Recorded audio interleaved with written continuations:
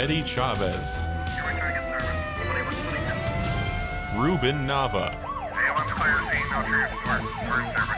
and Jesse Romero. Jesus 911. Jesus 911 on Virgin Most Powerful Radio. Two-man car, Soul Patrol with my partner Jesse Romero. My name is Ruben Nava. We are Jesus 911. And hey, Jesse, good morning. Reporting for duty, sir. And hey, Jesse, I just want to comment that this past weekend we had a conference here at the chapel where there were about 300 men that came here to hear the Word of God, to hear how they can improve themselves. It was so fulfilling to see that many men that were on fire for Jesus Christ and His church. What do you say? Ruben, there would have been more, but they had to turn some down. People were calling in; they wanted to come, and we just couldn't take anymore. So, who knows? Maybe next year we're gonna have to get a bigger venue. Yeah, But that's a good problem to have. yes, it is, Jesse. So what do we do? There was a lot, Ruben. There was a lot of cops there too. By the lot of first responders, a lot of retired cops coming up to me. A lot of active. It was good to see that. Yeah, I know. There was quite a bit active cops, like you said, retired cops that listen to the show, and they say they get inspired, and I think one of the draws of the show. I mean, Jess, you've been doing this a long time, but Eddie and I are relatively new to this. Well, and some of the comments that I hear are, but you got they connect with us because we're just regular dudes, we're regular guys. And I said, man, if you guys can do that, then, we can certainly do our part, and we can, and we could really learn our faith and be on fire for Jesus and bring others to Christ. And so they thank us. Thank you for doing what you're doing. And it's, you and Eddie have definitely have reached another crowd that probably we weren't tapping into, because they definitely see you guys.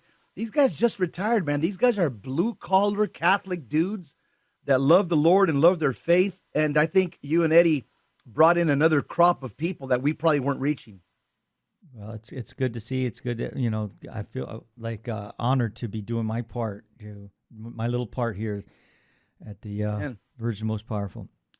Ruben, years ago, I ran into an article in the Wander newspaper. It was called, the Wander called it "How We Became Liberals," but they took the article actually from another article that we're going to share today, which is very interesting. It's called "The Frankfurt School Conspiracy to Corrupt."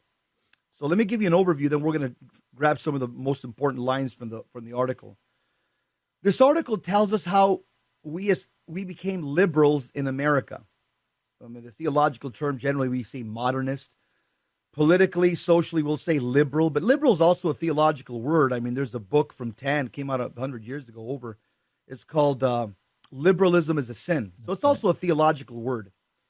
It means basically what Jesus Christ says, those on the left are going to go to hell. Those on the left basically have values or morality that goes against the Word of God. And just all you have to see is just basically the Democrat Party platform, if you want to see what I mean. The way they go against the Word of God on all the moral issues. So this article talks about the way there was a school in Germany that was started called the Frankfurt School. It was started by communists and socialists.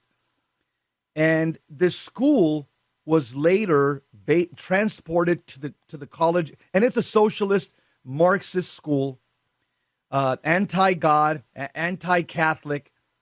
And the school has been transferred over here and made mainstream in many colleges and universities here in America.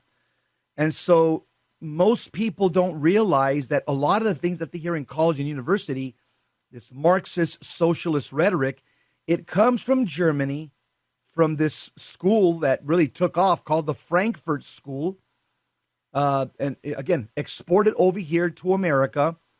And now our kids are growing up with this. I grew up with all this. Yeah. And a lot of this stuff, I just came to believe that it was a fact because you had teachers and professors with masters and PhDs saying this and repeating this. So I figured, okay, I guess this is the way it is. Yeah, this is academia, man. They know what they're talking about. And who am I, a kid born in East LA, going to be able to tell these professors what what's going on, what's right from wrong. So Yeah. you're right. Let me grab a couple of lines here, and so we can start the conversation. It says, the first line is good. It says, Western civilization at the present day is passing through a crisis which is essentially different from anything that has been previously experienced. Civilization is being uprooted from its foundations in nature and tradition and is being reconstituted in a new organization which is as artificial and mechanical as the modern factory. This most of the saints' work in the world he takes care to keep hidden. But two small shafts of light have been thrown onto this work. First, a short article in the Association of Catholic Women's Review. The second, a remark from a priest in Russia who claimed that we now in the West live in a communist society. And these shafts of light help, especially to explain the onslaught of officialdom, which in many countries worldwide has so successfully been removing the rights of parents to be the primary educators and the protectors of their children. There's a key word, Ruben. That's the first sign that this priest says that we're now living in under communism, where the rights of parents as primary educators and protectors of their children is taken away. So who started this? This is the corrosive work of the Frankfurt School. It's a group of German-American scholars who developed this highly provocative and these original perspectives on contemporary society and culture. They drew on all the fathers of the Church of the secular humanists, Hegel, Marx, Nietzsche, Freud, Weber, and many others. And what they want to do is what's called a cultural revolution. And by the way, we're seeing it right now. For example, Black Lives Matter, Occupy Wall Street. The list goes Antifa. The list goes on. So the Frankfurt School, which has taken Marx and Engels' ideas of socialism and communism, and their aim is to start this Marxist cultural revolution from one country to another, and this school that has moved from Germany, where it was chaired the first meeting of communist-oriented sociologists. This move now, it's also in Argentina. It's also in Tübingen. It's in many other colleges, but most specifically, it's been transported over here to the United States, the Frankfurt schools of Marxist socialism. It's now found in major universities in the U.S., such as Columbia, Princeton, California at Berkeley, Brandeis, and many others, Ruben. Yeah. Some of these these are like the big players, the big hitters. Hegel, Marx, Nietzsche, Freud, and Weber. All these guys that they talk about in higher education, that like sociology classes and psychology classes. Those are the guys those are like their list of saints, so to speak. Yeah, that's their fathers of the church. That's right. That's for the secular humanists. A hall of fame for them. Yeah. And so, Ruben, you studied their ideas because you went to UCLA. You've got a degree in sociology. I'm sure. Now, when you look back, you're saying, "Man, this stuff was whacked." What they were saying, but I had to write papers anyhow. I wanted to graduate. Yeah, you have to kind of write for the professor. You got to make them believe that you're buying into their nonsense. I couldn't throw my books away fast enough, Jess. Most of them I just threw out because I said, you know what? Why would I want to corrupt other people with this garbage? A lot of times you could sell your books back and or to another student. Ruben, let me ask you a question. Did you kind of know intuitively, based on like what the church says in Latin, the sensus fidei, as you were sitting in these classes and you were hearing stuff, some of their ideas, was it conflicting with your moral conscience, or at that moment were you just kind of like drinking it all in? No, because I was already an adult when I went back as a okay. I was already on the job.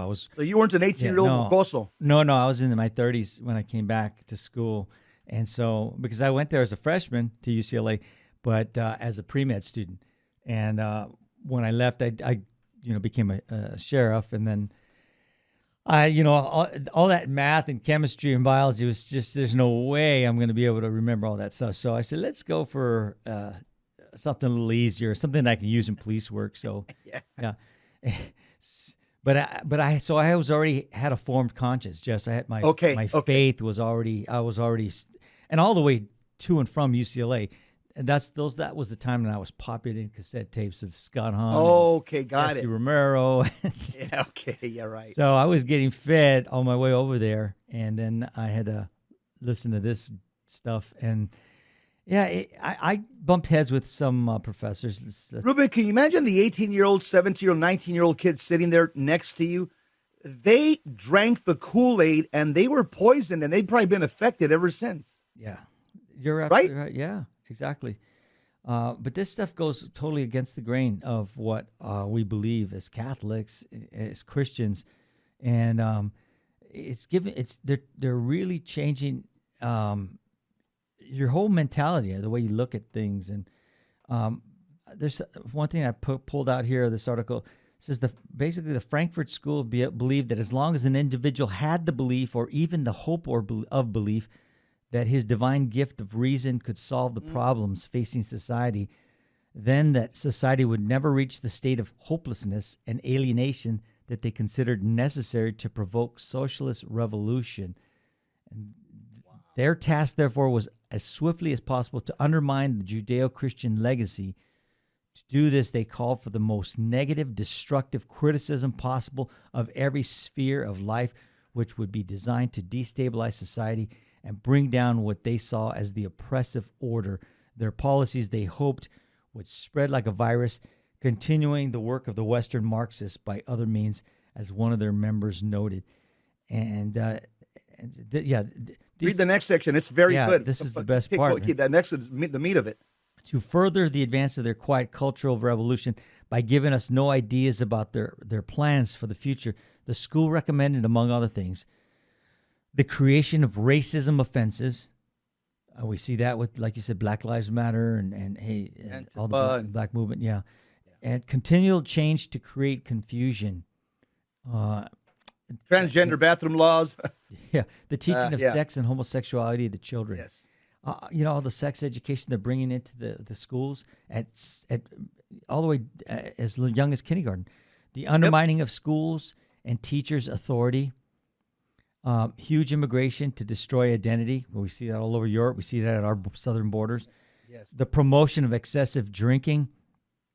That's huge with the millennials. Yeah, that's right. I mean, these kids were coming to class all crudo, all hung over from their frat parties, and that's all they talked about: getting high and getting drunk, emptying of churches, and we're seeing that. We're seeing that all that across work. Europe. Yeah, I mean, that's look at Europe. I mean, we think we're bad here. Europe's even worse.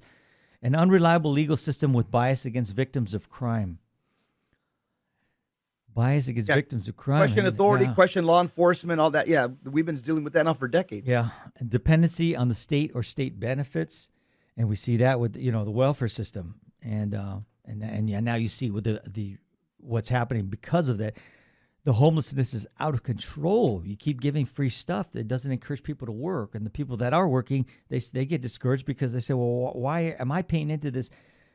And I'm not getting ahead, and so I'm just going to take it easy."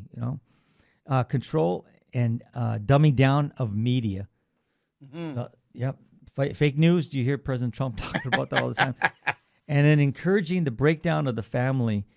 And wow. This is all. I mean, and a lot of this is straight from Marx. The liberalism 101 right here. It's here in America. It's been here for decades. Hey, Ruben, are we on? Are we going on a break or what? I'm just wondering. I think we've exceeded the break. Oh, that's right. Is our engineer there, Richard? Yeah, Richard. Okay. We may have gone past the break. That's fine. I mean, we'll just keep going, but I just need to know. I see it now. Okay. All right, we'll be back on the other side of the break. Don't change that dial.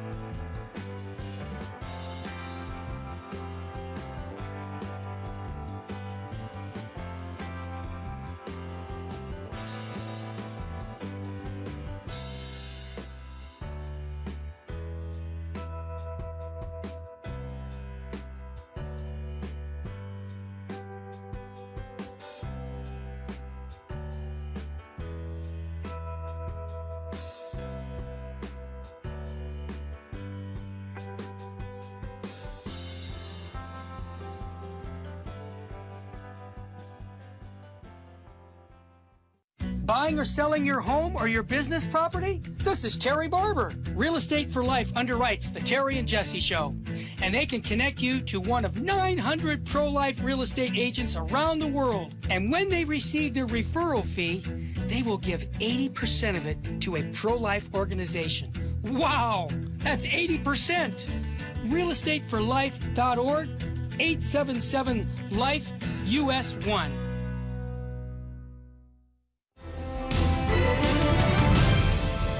Now, back to Jesus 911. If this call is not an emergency, dial 888-526-2151. Jesse, can you hear me? Yes, sir. Okay. Soul Patrol, we're on, Ruben, 10-8. We are back. 10-8. That's right.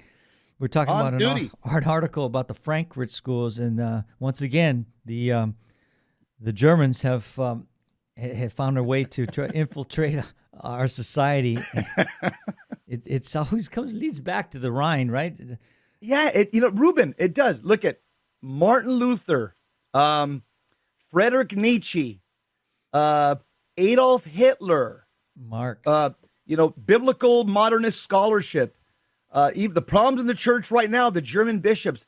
Let me tell you, Germany has been a blight on, they've been a pebble in our shoe, socially, politically, religiously. It seems to me as if, there's a lot of bad fruit that's come from this country. We're talking about an article. Let me just give an overview for those that are just tuning in. How did we become liberals in this country? How did Americans become liberals? This was a plan that was hatched in Germany decades ago. There was these sociologists, very famous sociologists. We would call them the fathers of the secular humanists, the church fathers of the secular humanists. They advanced the school called the Frankfurt School. And in this school, it was the promotion of socialism and Marxist ideas, which is communism. And this took off over in Germany. This took off over in Europe. And they ended up transporting these ideas to the colleges and universities in this country, especially the big Ivy League ones. And now, Ruben, the last segment, just gave kind of a list of a lot of the ideas that have been exported and that are mainstream right now in colleges and in American society. That's why many people would argue. I've heard many very thoughtful people argue, hey, Jess, communism isn't coming. Communism is already here. Oh, yeah. And Jess, it's not just in the colleges, but they're teaching our seminarians this. Yes. Right? So that's what concerns us the most as Catholics. Our priests are getting deformed because of this stuff. You're right, Ruben. Absolutely. There's a part here that I want to continue on. Is one of the main ideas of the Frankfurt School was to exploit Freud's idea of pansexualism, and I'm not sure if you guys can hear me. Yeah, you can say it. Yeah, that's here. It's here right now. Okay, yeah. Go ahead and describe it. What does it say? The search for pleasure, the exploitation of the differences between the sexes, the overthrowing of traditional relationships between men and women, and to further their aims, they would. Number one, attack the authority of the father, deny the specific roles of the father and mother, and wrest away from families their rights as primary educators of their children. We're seeing that big time. Point two. Yeah. Point two is abolish differences in the education of boys and girls. Oh, they're all the same, treat them all the same. Abolish all forms of male dominance, hence the presence of women in the armed forces. Declare women to be an oppressed class and men as oppressors. We've talked about that, Jess. All that's been here now. This is all mainstream right now. Yeah, toxic masculinity is the big word right now going on around. Yeah. Munzenberg summed up the Frankfurt School's long-term operation thus: "We will make the West so corrupt that it stinks." So you see, it's diabolical what they're doing. They've accomplished that, Ruben. I think we're there right now. We're at the tail end of it. Let me give you an analogy that I shared with you right before the program. Yeah. There was a good Catholic priest friend of mine that told me, look at Jess, liberalism is it's diabolical. You'll hear some of the great saints of the church and some of the contemporary exorcists, they call liberalism, they call it worldliness. Worldliness. They say that's diabolical. The devil wants you to keep your eyes and your faith and your hope and trust in everything in this world and make you forget about the next, make you forget about death, judgment, heaven, and hell. So the devil uses this ideology to make you just focus on the here and now and live as if there's no God and live as if there's no consequences and live as if there's no eternity when you die. He said, Jess, all of us as Catholics are fighting this demon of liberalism from the Frankfurt school. That's all over America in our schools and in the media and education and popular culture. He says, it's like if we're kids on a slide. You know, when kids go to the playground, they like to go on the slide. You know, they get on it. They just, make sure their hands are like crossed over their stomach and they slide down real quick. And they love it. They have a good time. All of us as Catholics are kids on a slide. And when you hold your hands to the side of the slide, you're not going to go down. That's an analogy. When you let go, you're going to slide because it's easy. It's our concupiscence is drawn towards worldliness. Our concupiscence is drawn towards pleasure and liberalism. So if you let go of the slide, you're going to slide down right into liberalism. In order for you not to slide down, you got to hold on. How do you hold on? Faith, sacraments, prayer, penance, rosary, devotions. That's how you hold on so you don't slide down into that vortex of liberalism. But so many people, Ruben, in our society have let go and they've slipped right down quite easily. And now they're playing in the mud with the other kids. That's a good point. That's a good analogy, Jess.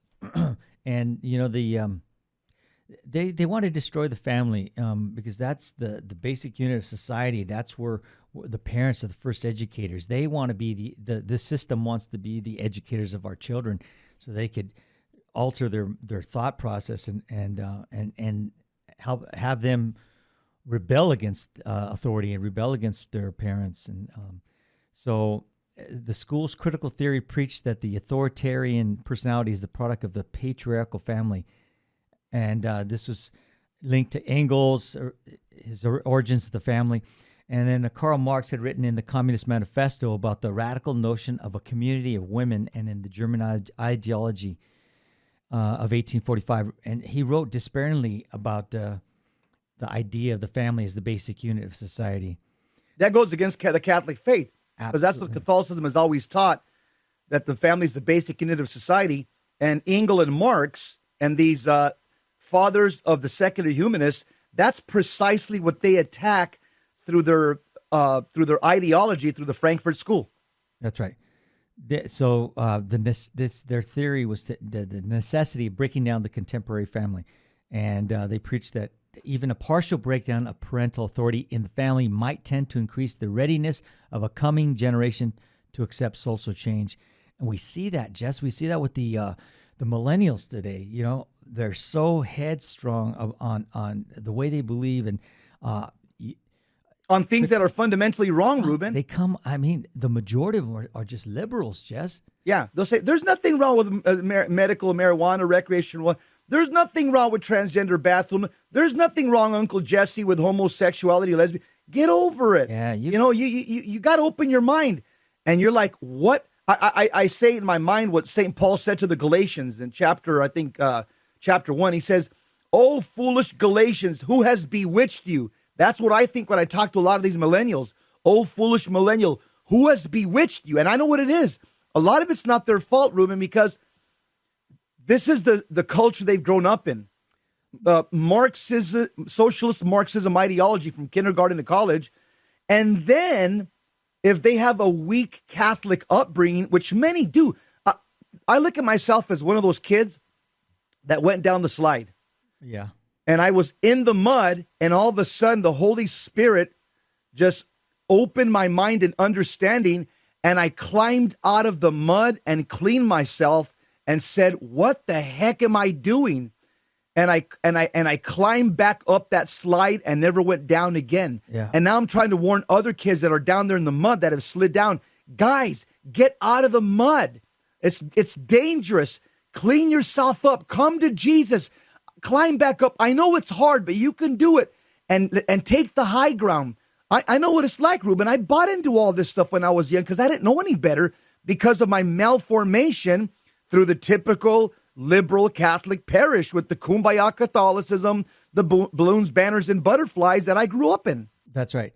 And another way they attack the family, there's this warfare against masculine gender, and it was promoted by a guy named Marcuse, and under the guise of women's liberation. We saw that in the 60s, the New Left movement in the 60s. It's alive and well still. That's right. Okay, so this stuff is getting good, Jess. Good stuff. Good stuff that we gotta fill up our listeners' war bags. You got to know this stuff. This is what they're teaching our kids. They've been teaching our kids. All right, we'll be right back. Don't change that dial. We'll hear the rest of this article.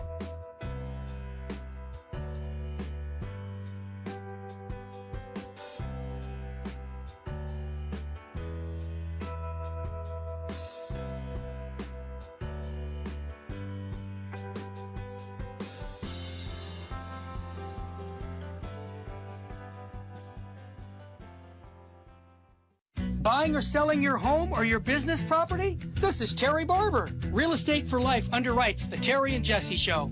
And they can connect you to one of 900 pro-life real estate agents around the world. And when they receive their referral fee, they will give 80% of it to a pro-life organization.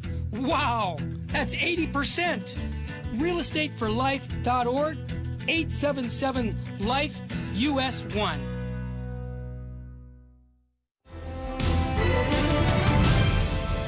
Now, back to Jesus 911. If this call is not an emergency, dial 888-526-2151. Jesus 911 on Virgin Most Powerful Radio, where iron sharpens iron and one man sharpens another. And, Jess, this article is reminding me of that verse in Ephesians where St. Paul says, "Take no part in the unfruitful works of darkness, but instead expose them." And that's what we're doing, Jess. We're exposing them for what they are.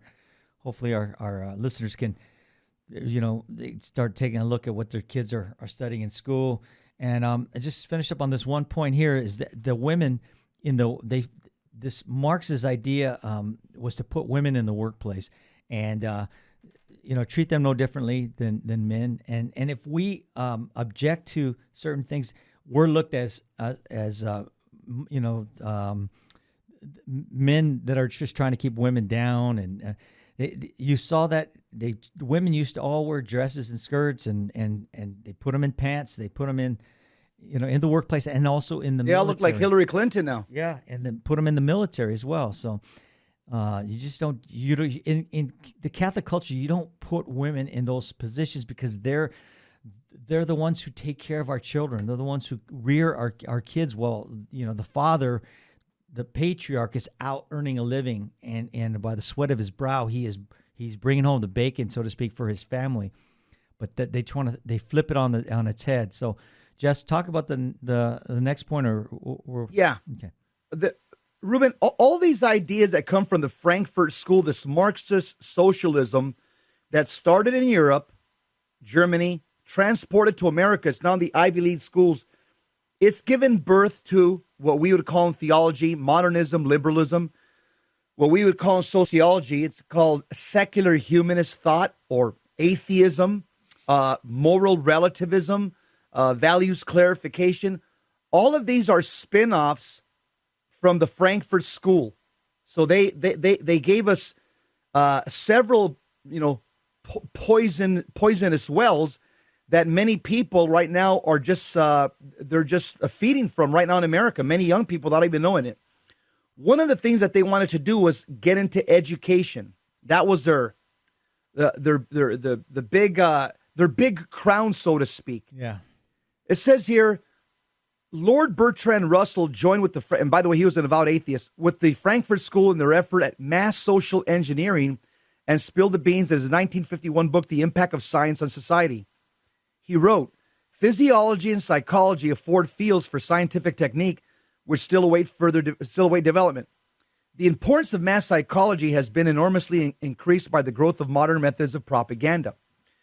One of these, the most influential, is what is called education. The social psychologists of the future will have a number of classes of school children on whom they will try different methods of producing an unshakable conviction that snow is black. Yeah. Various results will soon be arrived at. First, that the influence of home is obstructive. Second, that not much can be done unless indoctrination begins before the age of 10. Third, that verses set to music and repeatedly intoned are very effective. Fourth, that the opinion that snow is white must be held to show a morbid taste for eccentricity. And it says, but I anticipate it is for future scientists to make these maxims precise and discover exactly how much it costs per head to make children believe that snow is black, and how much less it would cost to make them believe it is dark gray. When the technique has been perfected, every government that has been in charge of education for a generation will be able to control its subjects securely without the need of armies or policemen. Ruben, this is exactly communist tactics. Mm-hmm. You see pictures of prisoners of war in North Vietnam and other places, North Korea. As they're being interrogated, when they video them, they'll tell them something like, white is black. Mm-hmm. And the prisoner of war says no. And they get slapped. Pap! White is black. And the prisoner of war says no. They get slapped. And they'll continue to do this until they wear you down and until you say, yes. Snow is black. It's just the constant propaganda over and over without any resistance or without any opposition. It produces a liberal. It produces a modernist. And now you have kids saying, yeah, there's nothing wrong with marijuana. There's nothing wrong with homosexuality. Hey, there's nothing wrong with pornography. Hey, there's nothing wrong with, sex before marriage, sex during marriage, orgies. There's nothing wrong with getting high. There's nothing wrong with, why? Because they've been inundated with Marxist socialism all their life. And at home, mom and dad are busy watching novelas or busy watching, Gilligan's Island reruns instead of talking about the important issues of life, not catechizing them. And again, just some of our weak, if you're not involved in a parish, there's things out there. You can get involved in groups and form yourself, but you've got to go look for it. And the average Catholic, Ruben, is too lazy to go out there and say, you know what, I'm going to join a men's group. I really want to know what the church teaches. I want to start reading the catechism, reading scripture, reading papal encyclicals, and seeing what the church teaches because I want to get to heaven. The average person is not that motivated to do that. That's a shame. That's the most important thing in your life is to love your faith, learn your faith, live your faith, but we pride ourselves in getting these higher degrees of higher education, like you always say, just getting those letters after your name, instead of getting the ST in front of your name, the saint that exactly you need to be, right? This idea. Hey, Ruben, you can go to hell with a college degree. God's no respecter of men. That's right. That's right. And they wanted to replace reason with political correct ritual exercises, and they wanted to their concept of repressive toleration for movements from the left, but intolerance for movements from the right, enforced by the students of the Frankfurt school. The other thing that they want to promote is drug use. Psychedelic drug project is one of the works Harvard University came up with. Timothy Leary gave a glimpse of this, of the Frankfurt School, in his account of the work of the Harvard University psychedelic drug project. He quoted a conversation he had with Aldous Huxley, and he says, these brain drugs mass-produced in the laboratories will bring about vast changes in society. This will happen with or without you or me. And all we can do is spread the word. The obstacle to this evolution, Timothy, is the Bible. Leary then went on. He says, we had to run up against the Judeo-Christian commitment to one God, one religion, one reality that has cursed Europe for centuries and America since our founding days. And it's the drugs that open the mind to multiple realities inevitably led to a polytheistic view of the universe. And Jesse, in the 60s, that's where, LSD was in its prime. People were just getting loaded on psychedelic drugs and magic mushrooms and all these things just to get away from you see a lot of the musicians of that time, the Jimi Hendrix a lot of them have died of overdose. That's right. A lot of actors have died of overdose. A lot of rich and famous have died of overdose of drug addiction. Ruben, and right now in LA County, I've read that there's over 50,000 homeless people. And I was talking to somebody who's in the know out there, somebody who works for the city. He says, Jess, all the homeless people in LA County, all of them have a medical marijuana card. 100% of them. Is that a coincidence? Yeah, and they got a free phone, Jess. They all walking around with a cell phone. God. My brother Johnny told me that he works downtown LA. He works for the Department of Water and Power, DWP. He told me that, Ruben, some of these guys look like, they hit the gym all the time. He goes, I was working my tail off, pulling manhole covers off and climbing up street lights and stuff. And he says, I was looking at this one homeless guy. He came out of his tent. He started doing push-ups. He goes, this guy looked like Ruben Nava when he was young. And then he went back into his little tent there and started smoking pot. Unbelievable. This is what the left has created, Jess. But see, they know the enemy. The thing that is the opposition is the Judeo-Christian commitment. The fact that there's a God, then this God has given us a set of commandments. So there's moral boundaries. There's going to be consequences, good or bad, at the end of your life. They know that that's the obstacle, Ruben. If in some way, shape, or form they can get society to completely reject the notion of the Judeo-Christian concept, which has been around since the time of Abraham, at least Judaism has. They know that they would make a complete secular utopia where everybody would just basically say, live and let live for the weekend, because, as the Greeks would say, eat, drink, and be merry, for tomorrow we die. That's their goal. But again, Christianity is so powerful. Even when somebody's lukewarm, Ruben, it still is through God's natural law. St. Thomas Aquinas says it's still burned in the human heart. That's right. And behind the scenes is we've talked about this guy on the show a lot, Jesse. It's George Soros with his big dollars. Serves as his backed Lynn Smith Center serves as a leading voice for Americans who want to decriminalize drug use. Soros is the daddy warbucks of drug legalization, and so this is what we're seeing. And a couple quick points. The next couple points I'll just hit real quick. The music, television, the popular culture, they inundate their kids with this atonal and popular music it works to their lower nature. Yep. And so it takes them away from the reality, and that head pounding music. A lot of that, it's demonic that stuff that they listen to. God, it's noise. In fact, I don't know what's worse, rap music or that that heavy head banging music. Yeah. So they do. And Ruben, the devil knows what he's doing because some of it is catchy. You know what I'm saying? Yeah. It works on your lower nature. Me and my brother Johnny were talking about it. Some of the songs that we used to listen to back in the 70s and 80s. I'm saying, I can't believe what was going on in my mind. And again, the devil knows because, see, the article says that it has this unleashing atonal, this unleashing atonal effect. And it causes you to start bobbing your head, popping your fingers, tapping your toes, moving around. It goes right to your passions, this music. And this was intended by design. Absolutely. We're going to be talking about some other good key points on this article, and don't want to change the style. Stay with us. One more segment. You're listening to Jesus 911.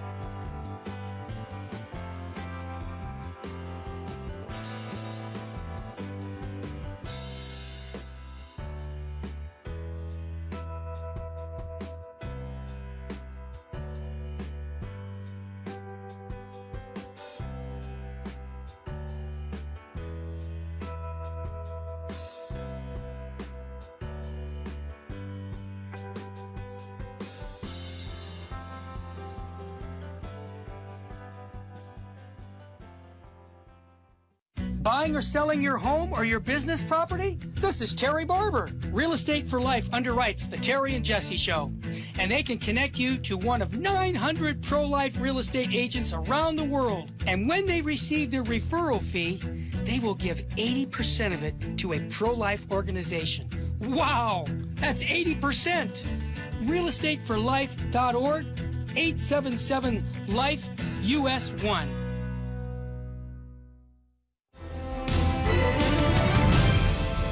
Now, back to Jesus 911.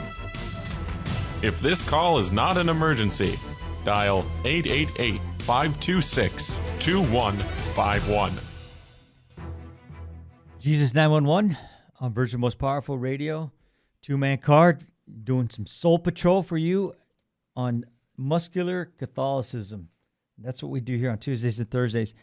And Jesse, we're talking about this article on the Frankfurt schools, and I really want to make sure we get to the last. Give kind of the bullets, the fine points and so we can wrap it up. Yeah, give the fine points. Yeah. Okay, so just the other thing they promote is sexual revolution. Free sexual expression, and we see that in the 60s. That's worked like a charm, by the way. That has they've separated the unitive from the procreative, Jess, and yep. Pope St. Paul VI, he wrote about that in Humani Vitae, what was going to happen, and that's good. And he was right. All the consequences were right. That's right. You control the media. This is another thing that they control. The media, I'd say, God, 90% of them, just 90% of the media outlets are probably they're liberal, and they don't even give a view of both sides. They just they're promoting. They're right in bed with the liberal politicians. It's a little more than that. Your alma mater, UCLA, did a study, I think 10 years ago. I have it here in a Word file. I saved it. UCLA sociology department 10 years ago. They studied the 20 most powerful media outlets in the U.S. New York Times, LA Times, ABC, CBS, Fox News. 18 of the major media outlets, UCLA sociology department says, are left of center. Only 2 media outlets tick right of center. That's Fox News and that's the Washington Times. Everybody else left to hard left. That's your alma mater, Ruben. Thank you. Yeah. I'm not proud of that part. And that part of that. No, but that was an accurate study. I give them credit for that. They for being a liberal school, they gave an accurate. They didn't try to lie about it. Yeah, that's right. And I remember I took a class on the media, and they had a good study that they were doing on, and all the garbage that's being shown on TV and the gratuitous violence and rampant sexuality, and they covered it very well. So they did do a good job of that study in their media section. Ruben, let me give a name for everything that we're talking about. In academic circles, they call this cultural Marxism. Everything we're talking about, they call it cultural Marxism. This whole thing about taking over our schools, universities, the political correctness, this destroying our family bonds, our religious traditions, our entire culture. Everything that sprang from the Frankfurt School in Germany that was exported to America, we call this now cultural Marxism. I make it easier. I call it secular humanism or worldliness. But it's all the same thing, Ruben. It comes from these German intellectuals. That's right. Let's get down to the where I want to go back is to where it talks about the article. He wraps this thing up with the guy who wrote this article. He wraps it up this is where it says the concept was pioneered in California in the 60s by psychologists William Colson, Carl Rogers, and Abraham Maslow. It was based on humanistic psychology in which patients were regarded as the sole judge of their actions and moral behavior. Having pioneered the technique of values clarification, there it is. Psychologists introduced into schools and other institutions such as convents and seminaries with disastrous results. Convents emptied, religious lost their vocations, and there was wholesale loss of belief in God. Why? Because Catholic institutions are founded on absolute beliefs in, for example, the Creed and the Ten Commandments. Values clarification supposes a moral relativism in which there is no absolute right or wrong and no dependence on God. And it says the same system is to be introduced to the vulnerable minds of infants, juniors, and adolescents in the years 2000 and going forward. The underlying philosophy of values clarification holds that for teachers to promote virtues such as honesty, justice, or chastity constitutes indoctrination of children and violates their moral freedom. It is urged that children should be free to choose their own values. The teacher must merely facilitate and must avoid all moralizing or criticizing. Unbelievable. The core theme of values clarification is that there are no right or wrong values. Wow. So this is this. Ruben, I can tell you when this was instituted. I did a research on this in my book, Knocked Off the Donkey. 1971. This was implemented by the National Education Association. It was promoted very, very strongly by John Dewey. He was a very respected Columbia University professor, avowed atheist. And he's the one that pitched this to the NEA, National Education Association, and it was officially embraced in the public school system in the United States as of 1971. That's the underlying theme of all public school education. It's called values clarification, which is a code word, Catholics, for moral relativism. There is no truth. You decide what is truth. Teachers don't teach morality. All they do is facilitate your thought. Yeah. And values are the death of Christian morality because values simply mean opinions, and if opinion is how things are decided, then might makes right, and that's what they're doing. And then we have to remember that whenever someone talks about values in modern America, family values or religious values, or place the blank in front of values, whatever you want to say. They're saying there's no real or objective right or wrong. Right. Only opinions of the self and its will to power. Ruben, that's an important point you're making, because for us as Catholics, and we fall into the trap sometimes, and I do, and I catch myself, when we're talking about morality, about right and wrong, we as Catholics shouldn't use the words of the secular humanists. We don't use the word values. No. We use the word morals, because morals gives clear boundaries. But a lot of Catholics, because we've all been saturated with the secular humanist Frankfurt thought from public school education, will walk around and say, even in homilies or, giving lectures, people say, yeah, our values, my values are not Antifa's values. My values are not Black Lives Matter's values. We shouldn't use the word values, because that means that there's other competing systems that are, they're alongside ours, that nobody's right, nobody's wrong. As Catholics, when we're talking about right and wrong, we should always use traditional Catholic language, which is our morals, That's right. That's why it's important that we catechize our young. We and go back and catechize the adults that Yes. never got it. So Yeah. they can be well formed, and they can make proper decisions, and use the church as the perennial teachings of the church and the catechism to determine whether this is right or wrong. Not Ruben, let me give an action item real quick. Here's what I'm going to, all our listeners, I'm going to give you an action item. It's exciting, even as an adult, no matter which age you are, to start relearning your Catholic faith. All of a sudden, you start having these explosions in the head, like, wow, this is awesome. The explosions of your heart. Everybody listening, I would recommend, if you don't have one, pick up a Baltimore Catechism, buy one. It's thin, it's easy. Have it by your bedside and start going through it, because that's the same catechetical tradition that you see right now in the New Catechism. It's got the 4 marks, it's got the creed, the sacraments, it's got morality, and it's got the 10 commandments. That's the catechism. Those are the 4 legs of every catechism from the time of the fathers of the church back in the 4th century. Those are the 4 legs of the catechism. Get a Baltimore Catechism and start reading it and start learning it. Then you may want to graduate to the Roman Catechism, to the New Catechism, but everybody should have at least the Baltimore Catechism. It's pithy. You could read that in a few hours in your afternoon on a Sunday. That's right. That's right. And just to wrap things up here, it says that the absence of clear moral guidance, children naturally make choices based on feelings, powerful peer pressure, freed from the values which stem from a divine source. Ensure that shared values seek to the lowest common denominator.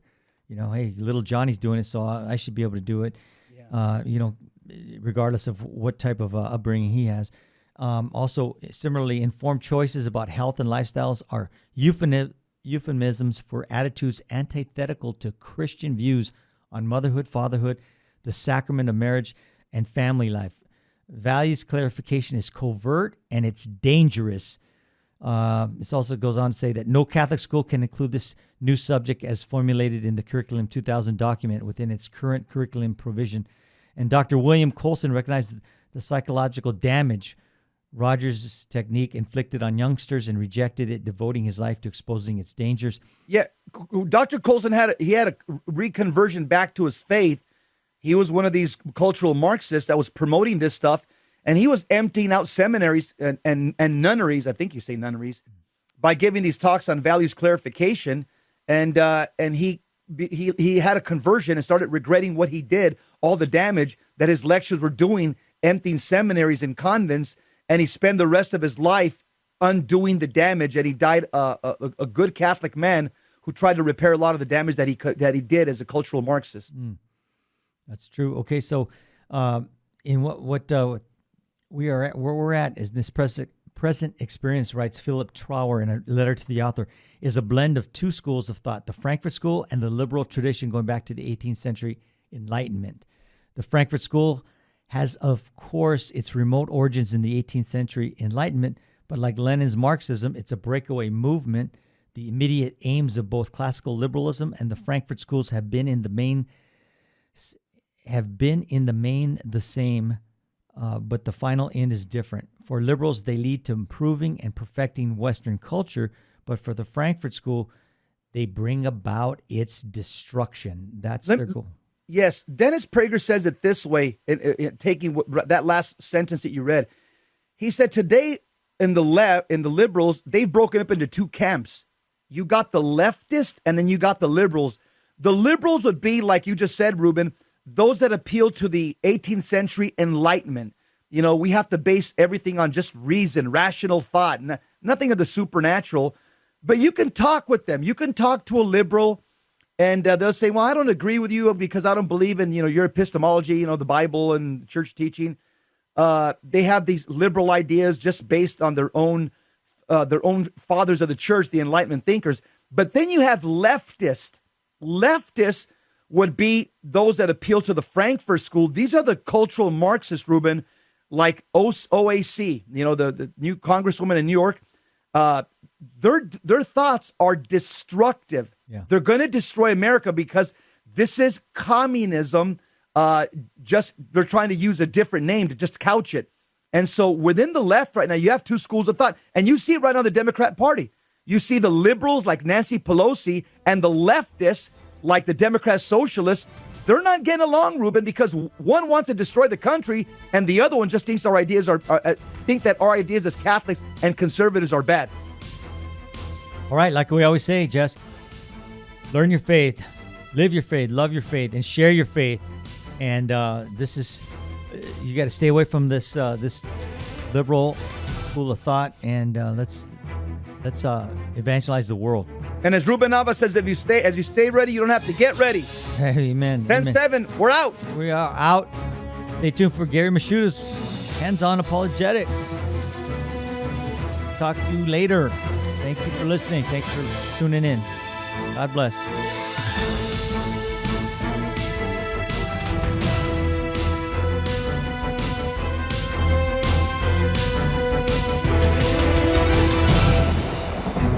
St. Faustina's Prayer for Priests. O my Jesus, I beg thee on behalf of the whole Church, grant it love and the light of thy Spirit, and give power to the words of priests, so that hardened hearts might be brought to repentance and return to thee, O Lord.